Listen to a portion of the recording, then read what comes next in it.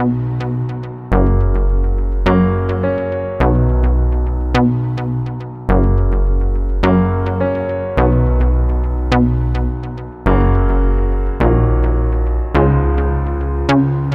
you've come this far, you've spent a year building a piece in a workshop, and then you bring it to Playa, and in those 2 weeks of building the piece are just the most taxing and fun and emotionally exhausting, and just, you know, just your adrenals are on the ropes for 2 weeks, and you put the thing together and it actually fits and works.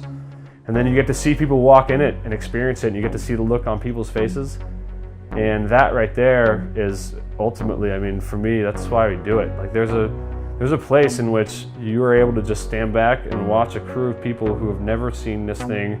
Largely, they didn't even know this piece was coming there. You got your Burning Man aficionados who check in on the honoraria projects and they're like, oh, we've heard about the Lighthouse. But largely, the people coming there have no idea, and they walk across this piece and they're like, what the fuck is this, you know? And then to be a fly on the wall and just sit back and not say anything and just kind of watch people walk through it and the smiles on their faces, that's the most heartwarming and most addictive part of it, is to see how people interact with it.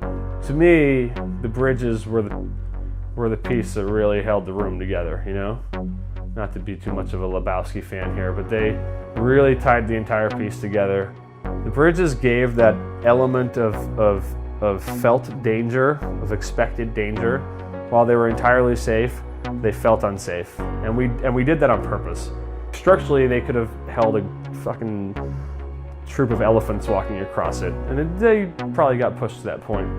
But the bridges were so solidly built that whatever I saw happening on them just made me happier, because I watched people jumping and doing backflips and holding on to the top rails, which was never anticipated, and just like going crazy on them. And the entire time I was like, yeah, push it, go, do it. Let's see what you got. What do you got in you? Because I just felt so confident in those bridges.